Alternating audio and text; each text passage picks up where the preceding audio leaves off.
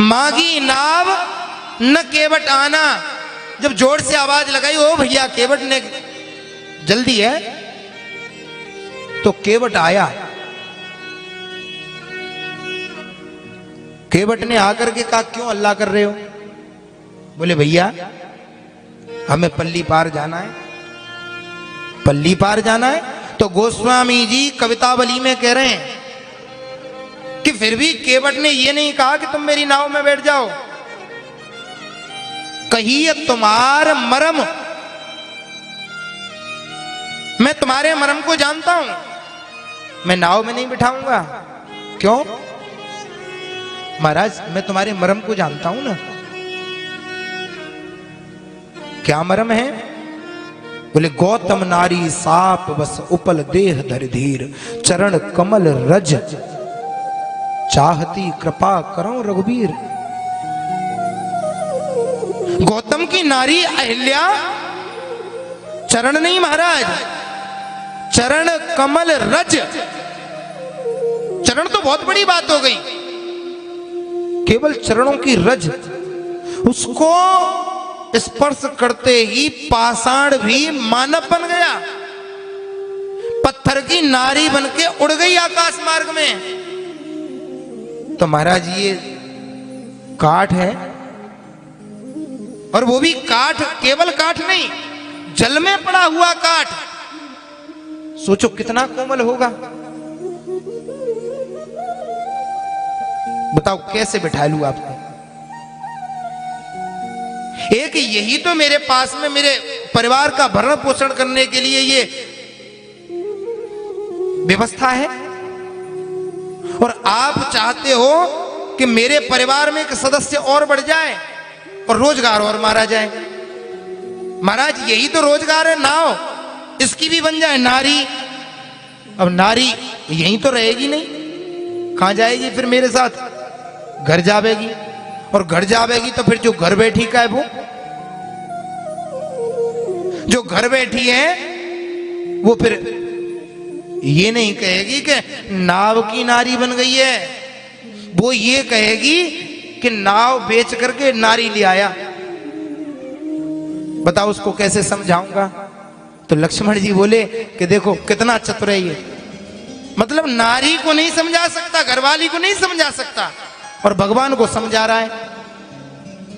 भगवान को समझा रहा है, लेकिन नारी घरवाली को नहीं समझा सकता। तो केवट ने कहा महाराज भगवान को समझाना आसान और घरवाली को समझाना थोड़ा।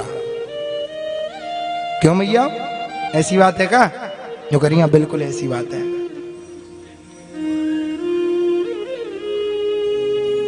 तो बगल में केवट का बेटा खड़ा था।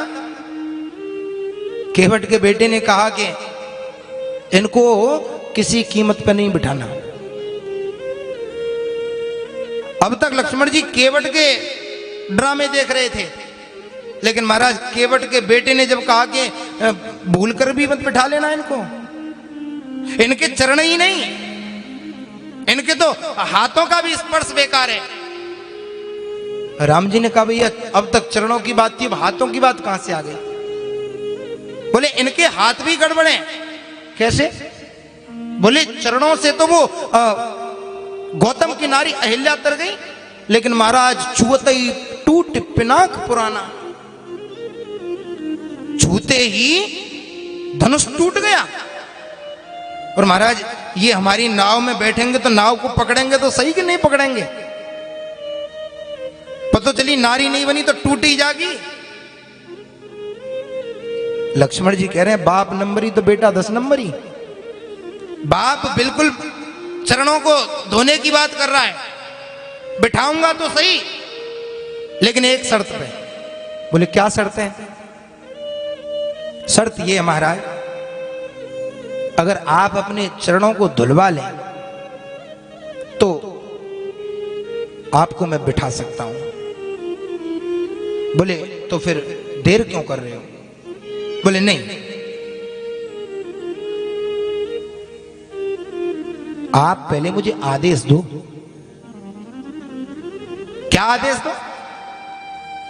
तो केवट भगवान से ये नहीं कहता कि मैं तुम्हारे चरणों को पखारूंगा।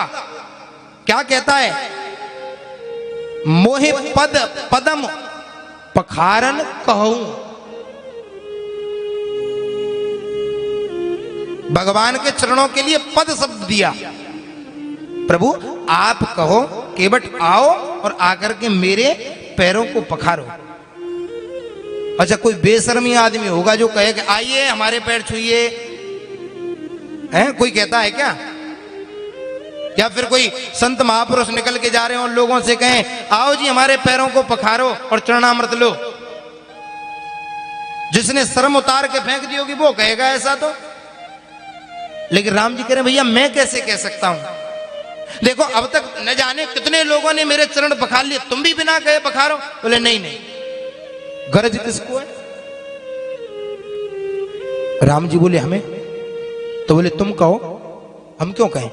भाई हमें थोड़ी है गरज, गरज तुमको है। तुम कहो कि चरण पखारो तो तुम्हें ही तो गंगा जी पार जाना है, भाई मुझे थोड़ी जाना है।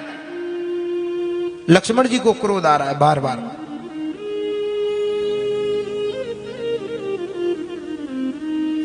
लक्ष्मण जी आग बबूला हो रहे हैं तो राम जी ने लक्ष्मण को देखा। माता जानकी तो मुस्कुरा रही हैं, लेकिन लक्ष्मण जी आग बबूला हो रहे हैं। तो प्रभु श्री राम ने कहा लक्ष्मण तुमने ऐसा कोई भक्त देखा है मेरा पहले? लक्ष्मण को तो इशारा चाहिए था महाराज बोलने के लिए, थोड़ा हिंट मिल जाए। बोले हाँ महाराज हमने ना देखे, ऐसे भक्त तुम्हारे ही होंगे और काऊ के है ना सकत। बोले ऐसे क्यों कह रहे हो? बोले तुम्हारे ही भक्त ऐसे हैं जो तुम्हारी बात नहीं मानते। बोले केवटी तो ऐसा है और दूसरा कौन था? बोले दूसरा वो सुमंत। सुमंत के पास में है रथ और केवट के पास में नाव। सुमंत से कहते हो कि तुम जाओ तो वो जाता नहीं, जिसे भेजा जा रहा है वो जाता नहीं, और जिसे बुलाया जा रहा है वो आता नहीं है। जिसे भेज रहे अयोध्या तो वो जाता नहीं, और जिसे बुला रहे नाव लेकर के तो वो आता नहीं। तो महाराज ऐसे तो तुम्हारे ही भक्त होंगे, हमने काऊ के ना देखे। तो राम जी बोले तुम नहीं समझ पाओगे। अगर काऊ दुकानदार की बोनी सवेरे सवेरे खराब है जाए, काऊ दुकानदार की सवेरे सवेरे बोनी खराब है जाए, तो सवेरे सवेरे वाली बोनी शाम तक पार जाती है। अध्यक्ष ना ऐसी बात। तो राम जी कह रहे हैं भैया जिस समय वनवास हुआ तो वनवास मुझे हुआ था। 14 बरस राम वनवासी। लक्ष्मण तुझे हुआ था? लक्ष्मण बोले नहीं। तो सीता जी आपको हुआ? बोले नहीं। फिर भी तुम मेरे साथ आए और मैंने तुमको रोका भी, तुम माने? बोले नहीं माने। बोले बोनी तो तुमने बिगाड़ दी, तुमने मेरी बात ना मानी। अब मुझे लगा कि जब परिवार के ही लोग अपने घर के ही लोग नहीं मान रहे तो बाहर के कैसे मानेंगे बताओ? तो बोनी तो तुमने ही खराब कर दी है मेरी।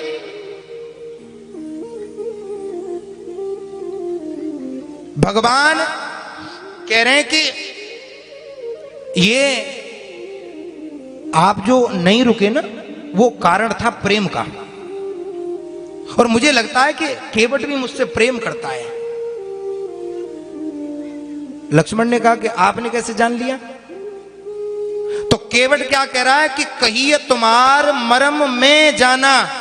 महाराज मैं तुम्हारे बारे में सब जानता हूं। अच्छा कोई नया व्यक्ति मिले और वो आपसे पहली बार वो मिला, लेकिन आपको उसके बारे में सब पता हो पहले से, आपसे आकर के वो बात करे तो आप क्या कहेंगे? सब जानते हैं। यही कहोगे ना? यानी हम सब जानते हैं तुम्हारे बारे में। लेकिन कुछ लोग ऐसे होते हैं जिनके बारे में कोई नहीं जानता। एक अध्यापक ने अपने चेले को खड़ा किया क्लास में और चेले से कहा कि खड़े हो। बालक खड़ा हुआ खड़ा हुआ तो अध्यापक ने कहा कि तुम्हारे पिताजी ने हमसे 5,000 रुपए लिए 6 महीने के लिए 3 रुपए सैकड़े की ब्याज पर। समझना, तुम्हारे पिताजी ने हमसे 5,000 रुपए लिए, कितने दिन के लिए? बोले 6 महीने के लिए 3 रुपया सैकड़ा की ब्याज पे। तो बताओ कितने रुपए वापस करेंगे? तो लड़का कहता कि 4 आने नहीं, 4 नए पैसा नहीं। अध्यापक ने तुरंत गाल पे तमाचा मारा। बोले तुम पढ़े नहीं हो, जानते नहीं हो? बोले मैं तो जानता हूं, पर तुम मेरे बाप को नहीं जानते हो। आज तक काऊ की धोनी ना लौटा के दई। तो आपके वो 5,000 रुपए कैसे वापस कर देंगे? तो महाराज किसी किसी को तो कोई नहीं जानता, लेकिन केवट कह रहा है कि कही है तुम्हार मरम। अच्छा, लक्ष्मण जी ने कहा कि भाई देखो अब बहुत देर हो गई, तुमको चरण धोने हैं नहीं धोने हैं? केवट ने कहा ये तो आपके ऊपर डिपेंड करता है, मैं तो तब धोऊंगा जब आप कहोगे। भाई मैं अपनी मर्जी से थोड़ी धोऊंगा। नहीं तो महाराज सुनो, यहां से थोड़ी सी आगे एक घाट से थोड़े के दूर लहे कटलो जल था है, यहां से थोड़ी सी दूर चले जाओ। थोड़ी सी दूर आगे एक घाट है, वहां कमर कमर तक पानी है। मेरी जरूरत खत्म हो जाएगी और ये जो बला देर से झंझट है ना, ये भी समाप्त हो जाएगा। अपने आप चले जाओ पैदल पैदल। राम जी बोले तो चल हमें जगह दिखा दे। केवट बोले हो कि मैं फ्री दिख रहा हूं का? मैं फ्री दिख रहा हूं क्या? यहां देख रहे हो कितने यात्री ये घूम रहे हैं, और तुम्हारे चक्कर में महाराज धंधा और मारा जा रहा है।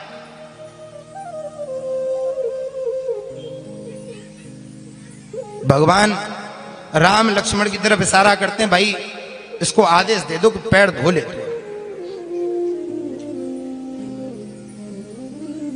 तो आज भगवान राम ने केवट से कहा भैया बेग आन जल पाए पखारू।